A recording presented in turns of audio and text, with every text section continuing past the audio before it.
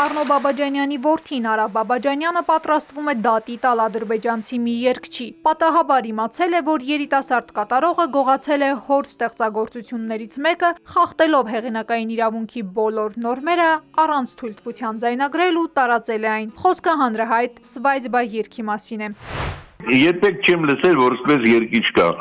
Ու գիտեք, ես даже չէի ուզում իր անունը տալ, որ դա իր համար даже մեծ բան ռեկլամա է, որ այսպես մենք իր մասին խոսում ենք։ Այդ нарушение авторских прав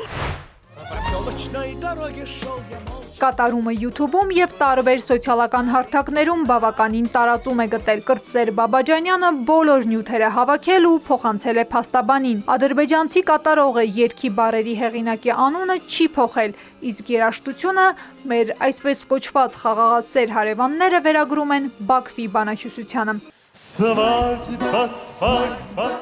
Անհերքելի է սակայն, որ այս երաժշտության հեղինակը Արնո Բաբաջանյանն է։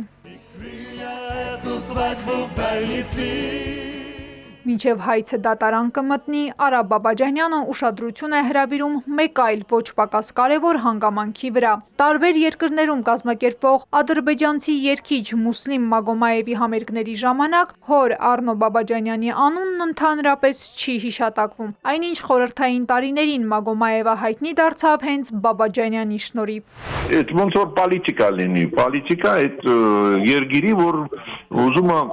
իրանց բարձրացնի, մեզի քչեն։ Շատ թխուր է, որ ինչ-որ պոլիտիչեսկի այդ խաղերը շարունակվում է արվեստի մեջ, դա անկարելի բան է։ Կրթության, գիտության, մշակույթի և սպորտի նախարարությունը թեմայի վերաբերյալ նախընտրում է լռել։ Էպիկենտրոնին ասացին, որ մեկնաբանություն չունեն։ Ինչի համար նրանք աշխատում են, պետք է պաշտպանեն նրանց ազգի լավագույն կոմպոզիտոր, եսիմ պոետ, պիսатель, это իրանց прямая обязанность է։ Զանգից հետո հայտնի դարձավ, որ նախարարության պատվիրակությունը ծաղիկներ է խոնարհել կոմպոզիտորի հուշարձանին։ Քաղաքային պանթեոնում ևս հարգանքի տուրք են մատուցել։ Այս օրերին նշվում է մեծանուն կոմպոզիտոր, դաշնակահար, Խորհրդային Միության ժողովրդական արտիստ, պետական մրցանակների դափնեկիր Արնո Բաբաջանյանի ծննդյան 105-ամյակը։